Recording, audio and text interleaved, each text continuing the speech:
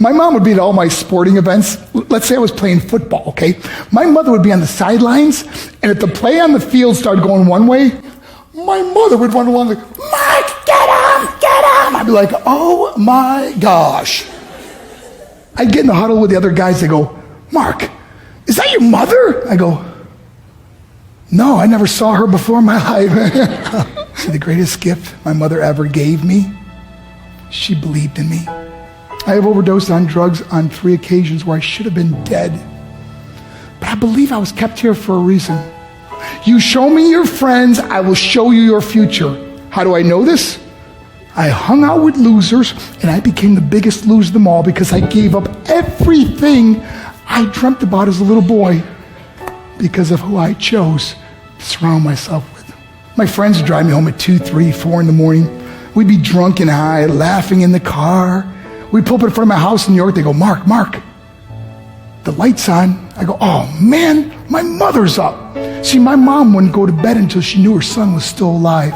I'd walk in, she'd say, hi Mark, how was your night? I go, it was good, Mom, I'm just gonna go to bed. She goes, can I talk to you for a minute? I go, Mom, I'm tired, I'm just gonna go to bed. She goes, Mark, I haven't seen you all day and all night. Can I please talk to you? I said, man, just leave me alone. You bug me. I'd slam my bedroom door on the one person who believed in me. I was on a worldwide tour and we were wrestling overseas in Japan. After my wrestling match, I went upstairs in my hotel room and I fell asleep.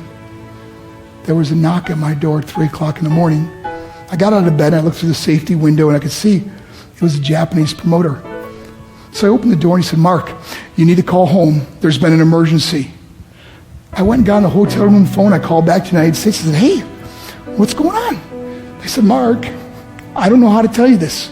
I said, just tell me what happened. All of a sudden they started crying. They go, Mark, I can't tell you. I said, just say it. They said, Mark, your mother died. I just threw the phone down. I ran out of my hotel room.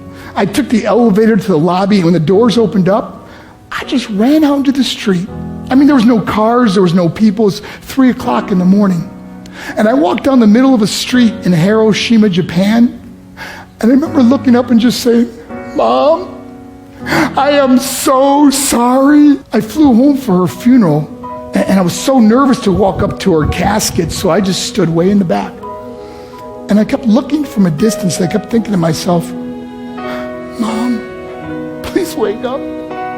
Please get up. And then I finally got the nerve to walk up to her. And as I got closer, I could see my mom for the first time. I mean, she was so beautiful.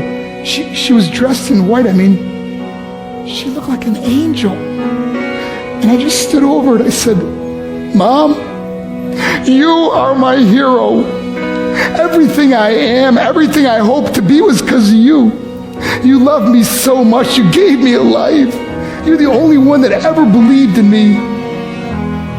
How did I repay her? By getting drunk, by getting high, by getting stupid, by hanging out with losers? For what?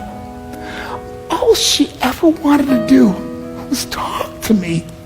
I wish I could talk to you now, Mom. I wish you could see what I'm doing. Why couldn't I have been a better son?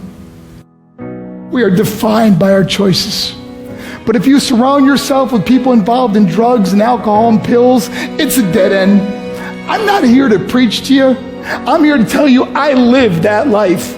It leads to broken hearts, broken relationships, broken dreams, and death. For what? To get high? If you have a mother or a father, when you go home, tell them how much you love them. See, my whole life was about being rich and famous. I had to be a millionaire. I had to win the race. I had to win the race at the expense of my marriage, my family, my friends. For what? To be all alone in the world? I learned what is truly important, and that is how precious this gift of life is, and our families, and how quickly it can be taken away. See, I no longer live in time. I live in moments. See, it's not what's in your pocket that matters. It's what's in your heart that truly matters. Love Love is just a word until somebody comes along and gives it meaning. You're the meaning.